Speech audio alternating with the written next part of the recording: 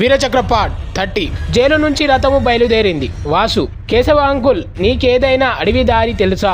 సూర్యనారాయణ, ఎందుకురా అడవి దారి అడుగుతున్నావు? అప్పుడు వాసు ఏమంటాడంటే, తాతయ్య, నేను విదేశాల్లో ఉంటాను కదా, అక్కడ నాకు అమ్మ బయట తిరగనీయదు, కాబట్టి అడవి దారి నుంచి వెళ్దామంటున్నాను. అప్పుడు సూర్యనారాయణ ఏమంటాడంటే, సరే, అడవి దారి నుంచే పోదాము. వాసు, తాతయ్య, మనమైతే అడవి నుంచి పోతున్నాము, మన ఇల్లు వస్తుందా? సూర్యనారాయణ, నేను ఎప్పుడు అడవి దారి నుంచి పోలేదు బాబు, నాకైతే తెలియదు, నువ్వు ఎక్కడికైనా తీసుకెళ్ళు, నీతోడు నేను వస్తాను.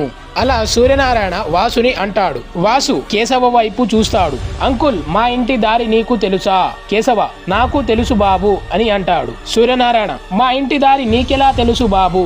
కేశవ, సార్, నేను అడవిలో ఉంటాను కాబట్టి నాకు అన్ని దారులు తెలుసు, మీ ఇంటి దారి కూడా నాకు తెలుసు సార్. సూర్యనారాయణ, అలాగా బాబు, మా వాసుకి దారి చెప్పు.